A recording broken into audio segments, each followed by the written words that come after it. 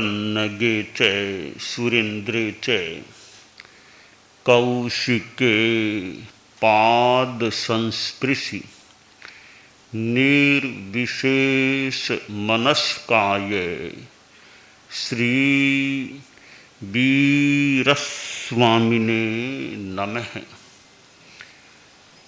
आर्हत वाङ्मय में कहा गया है, अणुसोय पट्ठि बहुजनम्य पडिसोय लब्ध लक्षेणम पडिसोयमेव अप्पादायवो हो उकामेणम। 10वें आलियम की दूसरी चूलिका का यह एक श्लोक। 2 शब्द हैं, अनुस्रोत और प्रतिस्रोत। स्रोत तो दोनों में ही है, अनु और प्रति। एक में अनु लगा हुआ है तो अनुस्रोत, दूसरे में प्रति लग गया तो प्रतिस्रोत हो गया। स्रोत प्रवाह के साथ साथ बहना आसान होता है और प्रवाह के अगेंस्ट आगे बढ़ना मुश्किल हो सकता है। अनुस्रोत और प्रतिस्रोत को हम आत्मा के संदर्भ में बताना चाहते हैं कि यह भौतिकतावाद मानो अनुस्रोत है और अध्यात्मवाद प्रतिस्रोत है। भोग चेतना अनुस्रोत है और योग चेतना प्रतिस्रोत है। आसक्ति अनुस्रोत है और विषय विरक्ति प्रतिस्रोत है। चूलिका में ही कहा गया है, अणुसोय सुहो लोगो पडिसो ओ आसवो सुविहियाणम अणुसो ओ संसारो पडिसो ओ तस्स उत्तारो। अनुस्रोत संसार है, प्रतिस्रोत संसार से उत्तरण का साधन है, उपाय है। तो जिसको कुछ बनना है, कुछ होना है, उसे प्रतिस्रोत में अपने आप को नियोजित कर देना चाहिए। यह भौतिकतावाद और अध्यात्मवाद, पदार्थों के प्रति आसक्ति, आकर्षण, भोग चेतना, खाना पीना, अच्छे अच्छे शब्द सुनना आदि आदि जो इंद्रिय विषयों के प्रति आकर्षण है, वह सारा मानो अनुस्रोत है और इंद्रिय विजय की साधना है, वह एक प्रतिस्रोत की चीज है। ऐन्द्रियिक विषय हैं, वो मनोज्ञ भी लग सकते हैं, कोई अमनोज्ञ भी हो सकते हैं। शब्द हैं, अब कोई शब्द हमें बहुत प्रिय लगे, कोई अच्छा गाना आ रहा है, वो गाना कानों को अच्छा लग रहा है, और कोई बात ऐसी आ गई कि वो कानों को बहुत ही कटु लग गई। अब कोई गाने जो बचपन में रेडियो में कहीं मान लो सुने हुए हैं, अब वो 50 बरस बाद भी स्मृति में, क्या वो गाना उस समय वो रेडियो में चलता था, सुनते थे। ये अच्छा लगा कानों को, जम गया दिमाग में। वो 50-52 वर्ष बाद भी कि वो गाना बचपन में वो रेडियो में सुना था, वो मधुर लगा, वो अच्छा लगा, वो दिमाग में जम गया हूँ। तो कोई बुरी बात भी कई बार बरसों तक याद, कि वहाँ गया उस आदमी ने मुझे ऐसा कहा था, ऐसी गाली दी थी, ऐसा बोला था, वो बात भी कई बार बरसों तक याद कि मुझे उसने ऐसा बोला था, मेरा अपमान किया था। तो मनोज्ञ शब्द और अमनोज्ञ शब्द, ये दोनों प्रकार के शब्द कान में पड़ सकते हैं। अब मनोज्ञ के प्रति अगर हम राग भाव करते हैं और अमनोज्ञ के प्रति द्वेष भाव करते हैं, यह राग द्वेष का यह जो संसार है, यह अनुस्रोत का मानो संसार। समता, न राग न द्वेष, कितना ही मनोज्ञ शब्द आ गया, उसके प्रति भी राग नहीं। कोई कटु कुछ भी बोल दिया तो भी मन में द्वेष नहीं, बस समता समता समता। यह समता की साधना, यह इंद्रिय विजय की साधना, यह मानो प्रतिस्रोत है, यह अध्यात्म का मार्ग है। इसी प्रकार हम रूप को ले लें। अब रूप के प्रति भी आकर्षण हो सकता है, विकर्षण भी हो सकता है, द्वेष भी हो सकता है। कोई कैसा ही दृश्य आ गया मन के अनुकूल या मन के प्रतिकूल, तो उसमें भी समता रखना, राग द्वेष में नहीं जाना। दुनिया में कितनी चीजें हैं, और बड़े बड़े शहरों में तो फिर कहना ही क्या। ये मुंबई जैसे बड़े शहर हैं, इधर सूरत है और है, बड़े बड़े शहर हैं, कितनी भौतिकता की चीजें वहाँ मिल सकती हैं, और आदमी उनमें लुब्ध हो सकता है कि वो भी ले लें, वो हमें मिल जाए, वो भी मिल जाए। कोई खराब चीज हो तो मन में द्वेष भी आ जाए, तो दोनों में समता रखना, यह अध्यात्म की साधना है।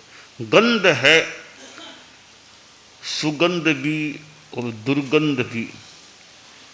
अच्छी गंध सुगंध आती है तो मन को भी कई बार अच्छी लगती है।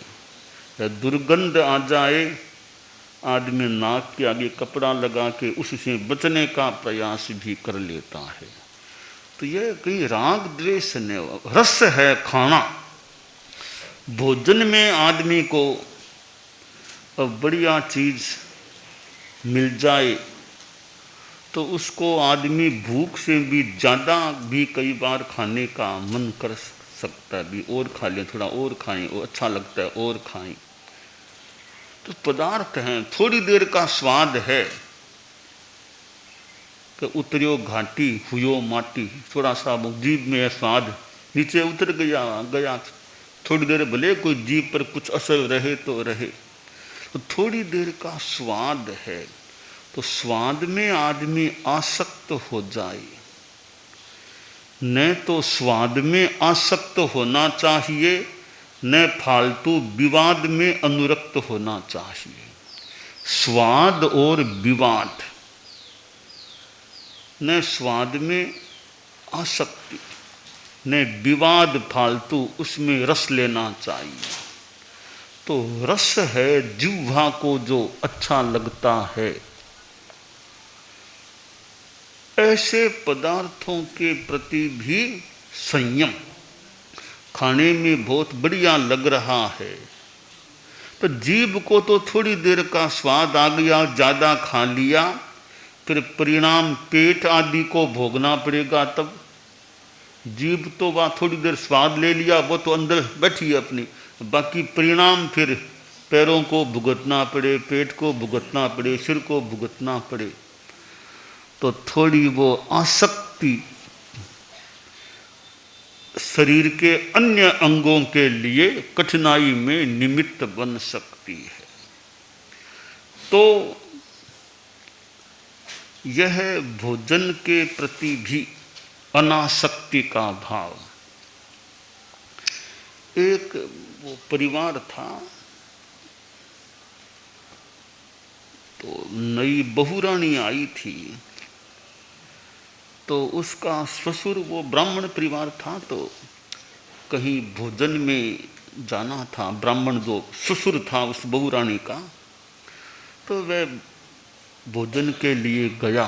तो वो सास बोली कि बीननी पहले से पल्यंक बिछोना सब ठीक तरह बिछा दो, तुम्हारे ससुर जी आएंगे, उनको आते ही सोना पड़ेगा, वो 1 मिनट भी खड़े नहीं रह पाएंगे, तत्काल उनको सोना पड़ेगा, तो तुम पहले से बिछोना बिछा दो पल्यंक पर तुम्हारे ससुर जी के लिए, क्योंकि आज वो भोजन के लिए गए हैं, वो बहुत ज़्यादा खा लेते हैं, ज़्यादा खा के आएंगे, तो आते ही उनको लेटना पड़ेगा, वो ठहर नहीं पाएंगे, इतना वो उनके शरीर में हो जाती है। तो वो बहुरानी ने बड़ी मार्मिक बात बोल दी कि अच्छा मासा आपके यहाँ ऐसा होता है क्या? आपके यहाँ ऐसा होता है क्या? तब वो सास बोली, तुम भी तो ब्राह्मण परिवार की, तुम्हारे पीहर में फिर कैसा होता है? तुम्हारे पीहर में फिर कैसा होता है? तुम्हारे पिताजी भी तो भोजन के लिए जाते होंगे। तो वो बहुरानी बहुत सरलता से बोली कि मेरे पिताजी की बात बताऊं, वे भी हमारे ससुर जी की तरह वे भी भोजन में यूं जाते ही हैं, पर मेरे पिताजी भोजन के लिए जाते हैं तो जाते तो पैदल हैं, आते खटिया में, फिर वो उनको खाट में लाना पड़ता है, इतना वो चल भी नहीं सकते पैदल। फिर अर्थात वो रस भोजन में आसक्ति होती है तो आदमी थोड़ा ज़्यादा खा लेता है। खैर इंसान है, थोड़ा बहुत मन हो जाए खाने का, कोई भगवान तो है नहीं, सब कोई थोड़ी बहुत खाने में रुचि, और भी आज अच्छी चीज़ें बनी है, जिम्मनवार है तो खा लें, परंतु धीरे धीरे उम्र भी आए आदमी को, थोड़ा मन को समझा कर। अब उम्र का फर्क है, एक तो 25 वर्ष का युवक है मान लो, थोड़ा एक उम्र 75 की हो गई है, 70 पार है, तो फिर तो और ज़्यादा खाना पीना थोड़ा संयमित रहे, कि उम्र के साथ थोड़ी जीवन शैली में थोड़ा ध्यान देना भी अच्छा रह सकता है। 25-30 वर्ष की उम्र में जैसे खाना पीना सब चलता था, अब उम्र 75 के आसपास की हो गई है, अब 25 की तरह थोड़ी खाते पीते ऐसे मोर। अब धर्म की दृष्टि से भी अपना थोड़ा द्रव्यों का, कोर का, खाना पीने का संयम हो। अब वो उम्र नहीं है जो, अब वो उम्र तो टाबरों की है, अब वो मेरी उम्र वो नहीं है। अब मुझे तो अपना खान पान रहन सहन थोड़ा संयमित, ताकि आत्मा की दृष्टि से भी ध्यान दूं, शरीर स्वास्थ्य की दृष्टि से भी, क्योंकि ये शरीर की गाड़ी है, वो ठीक तरह चलती रहे लंबे काल तक, तो 90 वर्ष तक, 92 वर्ष तक शरीर की गाड़ी ठीक चलती रहे, अपना खुद का काम आदमी खुद कर सके, दूसरों के परवश न पड़े, तो यह एक शरीर की दृष्टि से अच्छी बात है। परवशता आ जाए वो बढ़िया बात नहीं है। संस्कृत में तो एक जगह आया है, सर्वम परवशम दुखम सर्वमात्म वशम सुखम। यह परवश होना दुख है, स्ववश रहना यह सुख है। इसका अनेक संदर्भों में अर्थ संभवतः हो सकता है, पर आदमी स्वावलंबी रहे, खुद का खुचना खुद काट सके, अपना काम खुद अपना कर सके, कि आदमी टॉयलेट भी खुद नहीं जा पाए, उठने बैठने में भी दूसरों को उठाना बिठाना पड़े, अनड़ी प्रवस्था हो। बाकी तो हाथ की बात नहीं है, कई बार अब हो जाता है शरीर में, पर आदमी अपनी ओर से भी ध्यान रखे, खान पान और का सब का। तो अब ये बाथरूम जाना है, उम्र है, कहीं पैर फिसल गया, कोई कुछ फ्रैक्चर हो जाए, तो फिर थोड़ी सावधानी रहे भाई, कि अब सावधानी से, सावधानी तो बच्चों को भी रखनी, मतलब हमारे बाल मुनि हैं और उनको भी रखनी चाहिए, कहीं कहीं गिर न जाए, कहीं भागते भागते पानी में और में, पर वृद्धावस्था में तो और भी थोड़ी अपने बीच चलने में और में कहीं पैर फिसलना, हमारे वृद्ध कोई संत और हैं, टॉयलेट बाथरूम में जाने में भी सावधानी भी कहीं ध्यान रखें। तो यह उम्र का भी एक अपना असर कुछ हो सकता है। तो उम्र के साथ साथ थोड़ा जीवन शैली में आवश्यकता अनुसार चेंज आदमी करता रहे, खान पान रहन सहन भाग दौड़ इधर उधर जाना करना, अब कितना करना अब कितना करना। तो एक व्यवस्थित कुछ जीवन शैली है, धार्मिकता को भी समय मिल सके, धार्मिक साधना के लिए भी समय मिल सके। कि व्यवहार है, अब व्यवहार भी मान लो एक समय में निभाना बहुत अपेक्षित है, धीरे धीरे भी थोड़ा व्यवहार से अब निश्चय की ओर आगे बढ़ने का।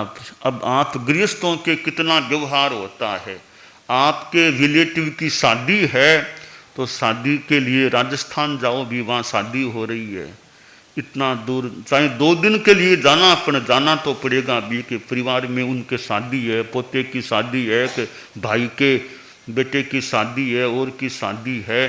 क्यों कि व्यवहार निभाना है, रिलेटिव हैं तो वो गृहस्थ जीवन का व्यवहार है, वो निभाने के लिए आपको कहाँ से कहाँ जाना होता है। अब साधु हैं, अब इनको अपेक्षित नहीं है, राजस्थान में इनके नातिलों की शादी हो रही है, शादी हो रही है तो हो रही है, इनको मतलब नहीं वहाँ राजस्थान जाने की कोई शादी के लिए। क्यों कि ये व्यवहार से इस संदर्भ में कुछ ऊपर उठ गए, तो न तो वो बुरा मानेंगे भी कि महाराज आए नहीं हमारी शादी में, तो न तो बुरा मानेंगे, न जाने की जरूरत है, क्योंकि जानते हैं ये महाराज संत हैं, ये तो इस व्यवहार से ऊपर उठ गए हैं, अब ये नातिलों के लिए कोई शादी और में कुछ नहीं आएंगे ऐसे। तो व्यवहार का एक अपना क्षेत्र है, और व्यवहार से फिर निश्चय की ओर प्रयाण जितना उचित हो, वो निश्चय यानी आत्मा की ओर फिर प्रयाण हो। तो अनुस्रोत और प्रतिस्रोत, ये अनुस्रोत है वो संसार है, और प्रतिस्रोत है वो अध्यात्म है, संसार से उत्तार है, संसार से तरने का मार्ग होता है। स्पर्शनेन्द्रिय है तो स्पर्श के प्रति भी आसक्ति नहीं। अब स्पर्श, अब कई बार हवा ठंडी, गर्मी में ठंडी हवा चले तो कितना अच्छा, हवा का स्पर्श शरीर को कितना बढ़िया, वो ठंडी हवा आ रही है, ठंडी, तो ठंडी हवा आ रही है, उसमें भी वो आसक्ति का भाव नहीं, तो ठीक है आ रही है तो समता भाव। तो जो अनेक प्रकार के, ये तो छोटी बात है हवा की, तो और भी कई स्पर्श संबंधी बातें हो सकती है, ये शीत उष्ण आदि आदि स्पर्श हैं, सॉफ्ट है कठोर है, 8 जो स्पर्श बताए गए हैं, स्निग्ध है, रुक्ष है, लघु है, गुरु है, तो स्पर्शों के प्रति भी समता भाव। तो यह समता की साधना भगवान महावीर ने कैसी कितनी साधना, 12.5 लगभग 2 वर्षों का, 12.5 वर्षों का लगभग जो साधना काल रहा, कितने प्रतिकूल अनुकूल क्या क्या प्रसंग उनके सामने आए होंगे, उन सब में समता। तो साधु खैर भगवान महावीर तो बहुत बड़े व्यक्ति थे, उनकी बराबरी तो मान लो अभी हमारे लिए मुश्किल हो सकती है, परंतु अपने ढंग से हम भी समता की साधना करें। साधु को समता की साधना करनी ही चाहिए, समतावान होना चाहिए। और आप लोग जो गृहस्थ हैं उनको भी समत्व समता भाव में रहें, परिवार में और में कोई कहना सुनना, कोई बोल दे कुछ कर दे, भी शांति रखो, समता रखो, समता में सुख है, समता धर्म है। तो कोई बोल गया परिवार में, ठीक है अभी सुन लो, मौके पर कभी बताना होगा, देखते हैं, अभी शांति रखो, सुन लो, बराबर बोलना ठीक नहीं है, हम बोलेंगे फिर वो इससे बात बढ़ सकती है। तो वहाँ मन को कंट्रोल में रखना, कभी कभी होठों को सींकर के रखना होता है, होठों को बंद रखना होता है। ये होठ हैं, ये तो गेट हैं, द्वार हैं, अंदर बड़े कीमती वो शब्द हैं, वो रत्न हैं मानो। तो इन रत्नों को हर कहीं हम बाहर न निकालें, जहाँ अपेक्षित है वहाँ निकालना ठीक हो सकता है, बाकी भी कहाँ बोलना कहाँ नहीं बोलना, कलह होता हो तो भी फालतू कहीं बात बढ़ न जाए। अभी हमें गंभीरता रखनी है, होठों को बंद करके रखना है, या कहने की बात मौके पर कभी कह भी सकेंगे।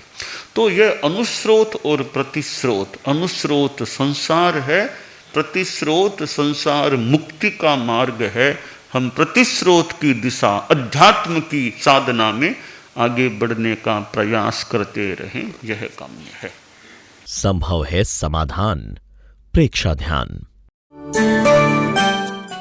एकाग्रता, तन्मयता, अपने आप को मंगलमय अनुभव करते हुए नमो अरहंताणम, नमो सिद्धाणम, नमो आयरियाणम, नमो उवज्झायाणम, नमो लोए सब्बसाहूणम, एसो पंचनमोक्कारो सब्ब पावपणासनो, मंगलाणं च सब्बेसिं पढ़मं हवइ मंगलम।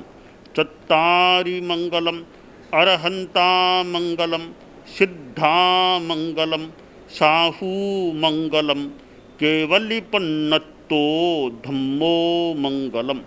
चत्तारि लोगुत्तमा, अरहंता लोगुत्तमा, सिद्धा लोगुत्तमा, साहू लोगुत्तमा, केवलिपन्नत्तो धम्मो लोगुत्तमो। चत्तारि शरणं पवज्जामि, अरहन्ते शरणं पवज्जामि, सिद्धे शरणं पवज्जामि, साहू शरणं पवज्जामि, केवलिपन्नत्तं धम्मं शरणं पवज्जामि। धम्मो मंगलमुक्किट्ठम् अहिंसा संजमो तवो, देवावितं नमंसन्ति जस्य धम्मे सयामणो। च इत्ता भारहं वासं चक्रवट्टी महिद्धियो, सन्ति सन्ति करे लोए पत्तो गइमणुत्तरम्। देव दानव गंधर्वा जख रक्षस किन्नरा, बंभयारिं नमंसन्ति दुक्करं जे करन्ति तम्। मंगलं भगवान् वीरो, मंगलं गौतमो गणी, मंगलं स्थूलभद्राद्यः जैन धर्मोस्तु मंगलम। मंगलम मतिमान् भिक्षुः, मंगलम भारमल्लकः, मंगलम रायचन्द्राद्या, मंगलम तुलसी गुरुः, महाप्रज्ञोस्तु मंगलम। तेरा पंथोस्तु मंगलम। विघ्न हरण मंगल करण, स्वामी भिक्षुनो नाम। गुण ओळख समरण किया, सर अचिंत्या काम। विघ्न हरण मंगल करण, स्वामी भिक्षुनो नाम। गुण ओळख समरण किया, सर अचिंत्या काम। विघ्न हरण मंगल करण, स्वामी भिक्षुनो नाम। गुण ओळख समरण किया, सर अचिंत्या काम। सर अचिंत्या काम, सर अचिंत्या काम। एक दिवसीय त्याग आज आज के लिए धारणानुसार त्याग है।